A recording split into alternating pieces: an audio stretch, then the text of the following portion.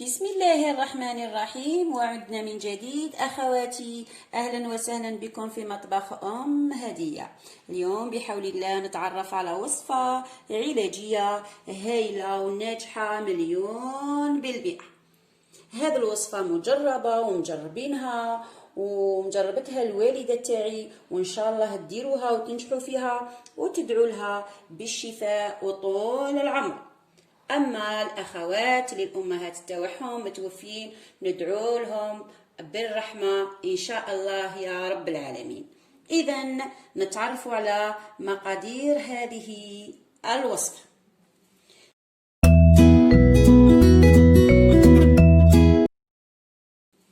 إذن عندنا هذه العلبة الياغورت بنينة، هذه علاه تجي بنينة. وعندنا هذا الياغورت رخيص كاع كيظهر لك، طلع لك بيظهر لك هذه. عندي كذلك حليب، اي حليب يكون عندك، اي حليب، حليب غبره، حليب هذا كونديا، حليب الكيس اللي كان متوفر عندك. وعندي هذا العشبه الهائله، العشبه الطبيه الناجحه، وهي تارغوده. ما معنى تارغوده؟ يعني تترك كل غده، يعني ما يبقى لا مرض لا اثر لا والو. اذا هذه تارغوده مطحونه، انا شديت طحنتها هكا.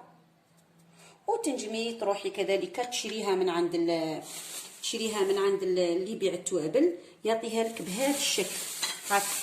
انا هذا الكيس شريته ماشي غالي، غير 5000 كيما هكا في الكيس. نوريها لاختي. اذا ها تارغوده، شوفوا كي تجي دايره، قربها للصوره، تجي هكا قطع وتجي هكا قطع كيما البطاطا.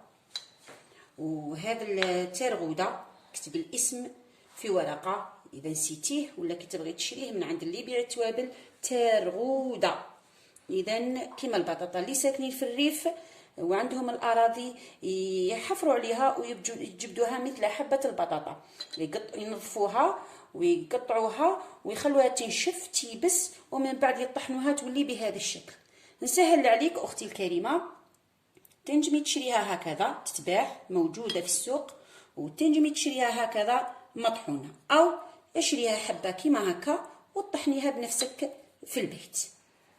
اذا نبدأ في كيفية إعداد هذه الوصفة.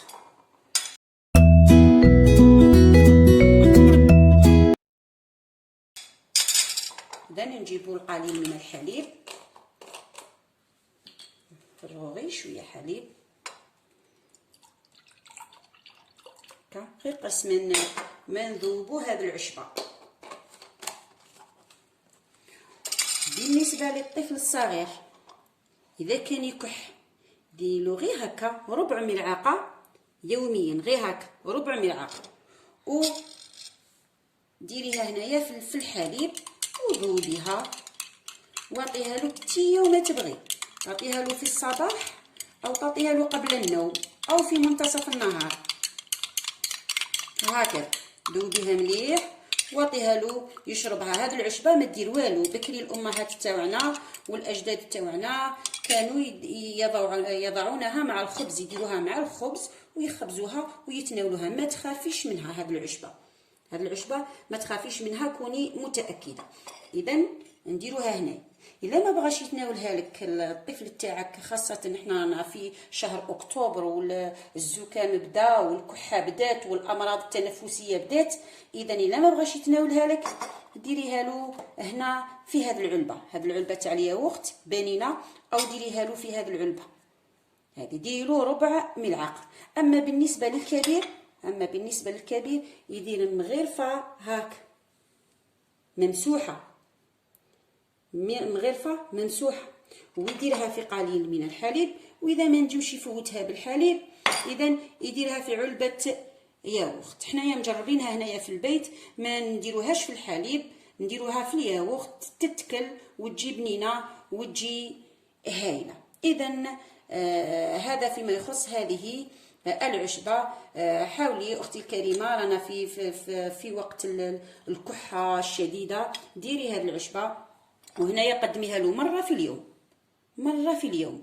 وكي تحبس عليه الكحة صاي حبسي له هاد العشبة، ما ديريهالوش، احسن من لا تديه للطبيب وتعاني والادويه والتكاليف وما تجيبش فايده، وما تجي كاين اللي حتى بالطبيب وبالمختص في الامراض التنفسيه والكحه ما تروحش، تبقى شهرين ثلاثه. لكن ناكد لك اختي الكريمه وعلى ضمانتي هذه العشبه جد فعاله والنتيجه مرضيه وكامله وناجحه، جربيها وما تخافيش.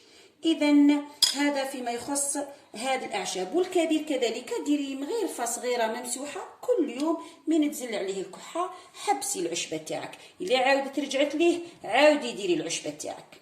اذا هذا فيما يخص هذا الوصفه العلاجيه او هذه التدبيره تاع اليوم اللي درناها. وفي الاخير ما تنسينيش اختي الكريمه تشاركي في القناه لانها جديده وتفعلي جرس التنبيه وجام اذا عجبتك الوصفه باه يوصلك كل جديد. والى اللقاء في وصفه اخرى من وصفات مطبخ ام هديه.